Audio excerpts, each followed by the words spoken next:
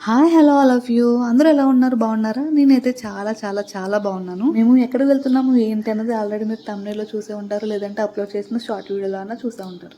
అవునండి, మేము చింతలూరు వెళ్తున్నాం. అసలు చింతలూరు ఎందుకు వెళ్తున్నాము అన్నది ఈ వీడియోలోనే చెప్తాను. సో దట్ వీడియోని ఫస్ట్ నుంచి లాస్ట్ వరకు స్కిప్ చేయకుండా చూస్తారు అనుకుంటున్నాను. అయితే చింతలూరుకి వెళ్ళే ముందుగానే అమ్మ వాళ్ళ ఇంటికి అయితే వెళ్తున్నాం. ఎందుకంటే అమ్మ వాళ్ళ ఇంటికి వెళ్ళి దగ్గరగా 3 months అయితే కంప్లీట్ అయిపోయింది. అమ్మ వాళ్ళ ఇంటికి వెళ్తున్నాం కదా అని దారిలో ఈ పపాయ అయితే తీసుకున్నాం. చుట్టాలింటికి వెళ్ళినా మనం ఎక్కడికి వెళ్ళినా స్వీట్స్ కన్నా ఈ సమ్మర్లో ఫ్రూట్స్ పట్టుకెళ్తే బాగుంటుంది కదా. ఇంకా ఇంటికి వెళ్ళిన తర్వాత అమ్మ వాళ్ళని కూడా తీసుకెళ్దాం అనుకుంటున్నాం చింతలూరు మాతో పాటు. చూద్దాం ఏం జరుగుతుందో. ప్రిన్సీ పడుకుంది, తేజు ఆడుకుంటున్నాడు అని అనుకునే లోపే మా ప్రిన్సీ లేచిపోయింది. తేజు అయితే ఫ్రంట్ సీట్కి అయితే వెళ్ళిపోయాడు. తేజు ఏంటి చక్కగా ఫ్రంట్ సీట్కి వెళ్ళి కూర్చున్నాడు వాళ్ళ చెల్లి లేచిన తర్వాత అనుకుంటున్నారు కదా.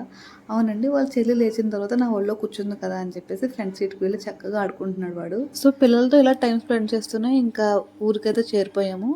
ఊరు స్టార్టింగ్లో ఈ ఐస్ క్రీమ్ బండి ఉంటుంది. మా హస్బెండ్ ప్రతిసారి అక్కడ ఉన్న ఐస్ క్రీమ్ తీసుకుంటారు. నాకైతే వద్దు, ఎందుకంటే అంత ఇష్టపడిన ఐస్ క్రీమ్స్ ఎప్పుడైనా తినాలి అనిపించిందంటే తింటాను, లేదంటే లేదు. మా తేజుకి అంత అలవాటు లేదు ఐస్ క్రీమ్, ఏదో కొంచెం కొంచెం టేస్ట్ చేస్తాడు. ఇప్పుడైతే బాగానే తింటున్నాడు అనుకోండి. అంటే వీడియో పెట్టి చాలా లాంగ్ డేస్ అయింది కదా, సో దట్ అప్పుడు చెప్తున్నాను. ప్రజెంట్ అయితే ఐస్ క్రీమ్ బాగా తింటున్నాడు. ఇంకా ఎలాగైతేనో ఇంటికైతే వచ్చేసాము. మంచి ఎండగా ఉంది, అమ్మ వాళ్ళు అయితే వచ్చేసారు. ఇంకా ఒక్క మిస్టేక్ ఏంటంటే అమ్మ వచ్చింది కదా అని చాలా ఎగ్జైట్గా ఉన్నాను. కానీ అమ్మ నా కోసం కాదు, తేజు కోసం ప్రిన్సీ కోసం సర్దపడుతూ వచ్చేసింది అనమాట.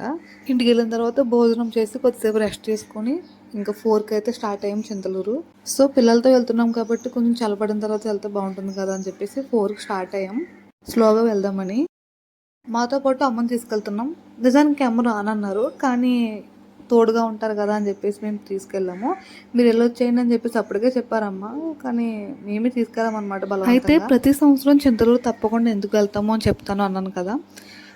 నాకు ప్రెగ్నెన్సీ రాకముందు స్టార్టింగ్ చింతలూరు అయితే వెళ్ళాము, పెళ్ళైన కొత్తలో వెళ్ళాము.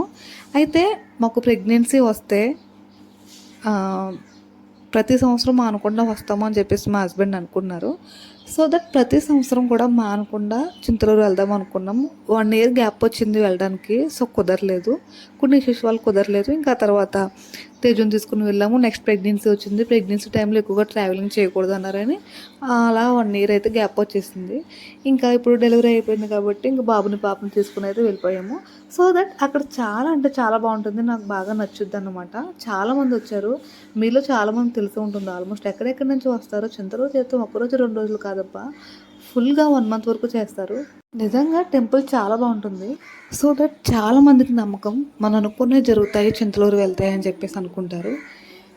మీలో ఎవరికైనా టెంపుల్స్ అంటే ఇష్టం ఉంటే కనుక ఒకసారి విజిట్ చేయండి. విజిట్ చేసిన వాళ్ళు ఎవరైనా ఉంటే కామెంట్ చేయండి. సో దట్ మేము దర్శనానికి అయితే వెయిటింగ్లో ఉన్నాం. చూస్తున్నారు కదా ఎంత బాగుందో, నాకు చాలా బాగా నచ్చింది. ఇంక తీర్థానికి అయితే స్టార్ట్ అయిపోయాము చాలా ఎక్సైట్మెంట్గా.